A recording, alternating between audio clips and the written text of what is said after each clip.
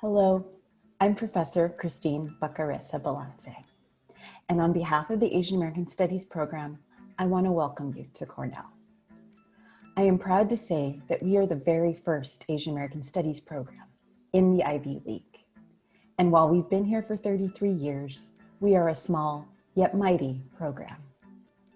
This semester, we offer courses that you can take, such as Asian American History, Afro-Asian Studies, and the South Asian diaspora.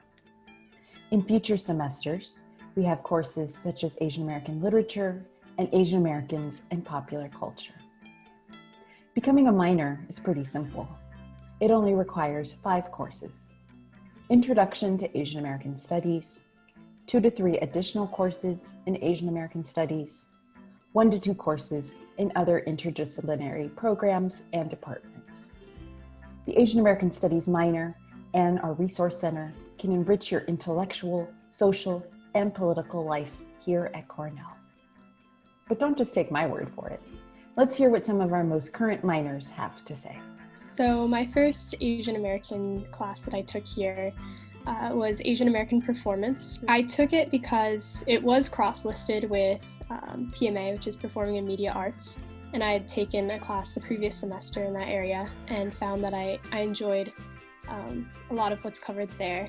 I was interested in that class also in just Asian American Studies in general because of my Asian American identity. I'm half white and half Japanese, so that was something interesting for me to explore. I really, again, liked that it was cross-listed, so I got a little bit of the performance aspect, but also some of the history and background in Asian Americans. My grandparents were all interned during World War II in the Japanese American camps. So a lot of that wasn't passed down really in the family very much. It was hidden, and my dad, he doesn't speak Japanese. They really tried to suppress a lot of their identity because they lived in a time where it was very shameful to be Japanese. So I was very curious about hearing more about their stories and finding out for myself because they unfortunately, some of them have passed and are no longer alive to be able to tell their stories. I think that personal tie in my life has really influenced me to want to learn more. And Cornell has amazing resources in that they do have a lot of information and primary sources at the Kroc Library and Rare Manuscript Collection, where they actually have files from the Japanese American internment. So that was really cool for me to discover. But I think a lot of the times it's again going beyond just what you know personally and really seeing how it fits into history, structures, institutions that are so much bigger than ourselves and that speak a lot into the Asian American experience. I grew up as a kid in very predominantly white neighborhoods, so I always struggled. I asked, why couldn't I be white? Why do I have to be marked as different? Why are there stigmas that are attached to me that other people don't have to deal with? You know, obviously I came to answers of my own before I entered college, before I took Asian American Studies classes. But really seeing how all of those things didn't just come about randomly, they just happened to me. But they're part of systems that have been set in place since the beginning of American history and even beyond that. Understanding those kind of perspectives and seeing that kind of growth has helped me identify what it means to be Asian American, what my place is in America. I mean, I'm a government major, for goodness sake. I should know something about identity politics, about individuals trying to make a difference in communities. And that's a big question, I think myself as an Asian American wanted to answer in college. And I found it not just in the government department, but also in the Asian American Studies program. First going into college, I wasn't sure if I could handle one major, let alone 2. And I was pretty set on wanting to do comparative literature, and/or bio. And so my first year, one of the reasons why I didn't really take Asian American Studies courses was because there are a lot of bio prereqs that I just needed to get out of the way because the courses tend to stack on top of each other. But it was still in my mind, and you have to take a lot of electives anyway. And I feel like a decent number of my Asian American Studies courses were able to count for CompLit. And then also, even if the courses aren't officially cross-listed and so they don't count for the major, I feel like the concepts or the ideas or the ways of thinking tend to translate anyway.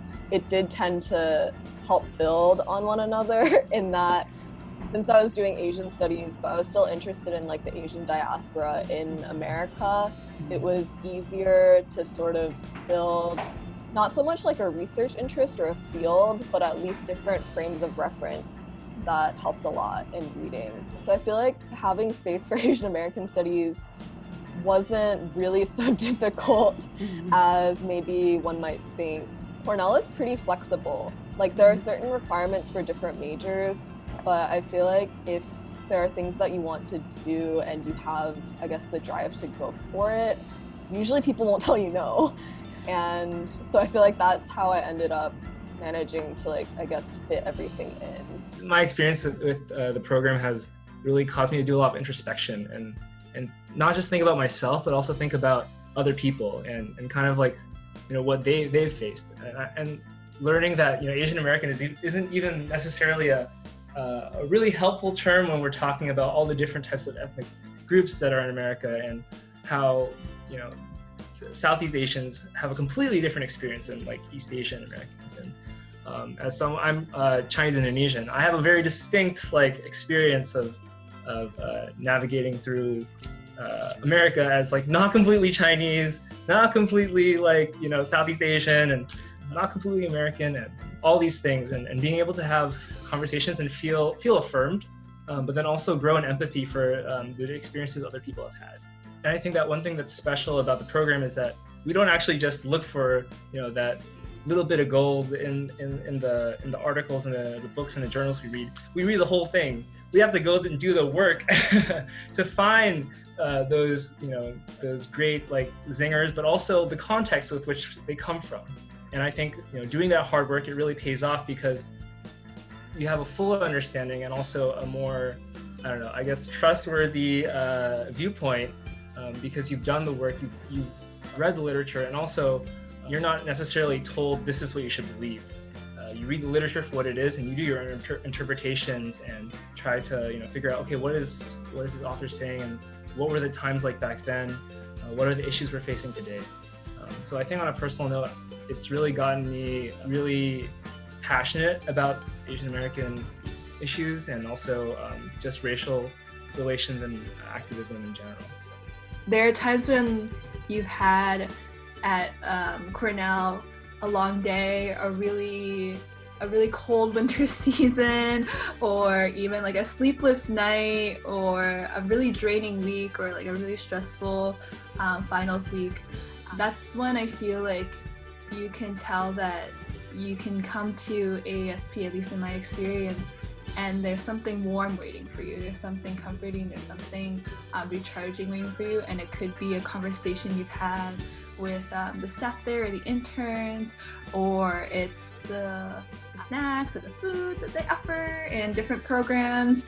And then there's even a little space for recharging, even napping in the corner. And then there's also books and the library, which actually has helped me many, many times to step away from what I was doing to pick something else up or to help my research. And I feel like I kind of preface this by saying that there are some darker moments that one can go through and find that there's light at AASP, but it's also a space to sort of celebrate everybody's wins, everyone's birthdays, the Lunar New Year and other Pan-Asian holidays, and then even just the excitement around the arrival of fall or the coming of spring. You can kind of always feel like people are looking forward to brighter things or celebrating those too. So I feel like it's always been an anchor for me on campus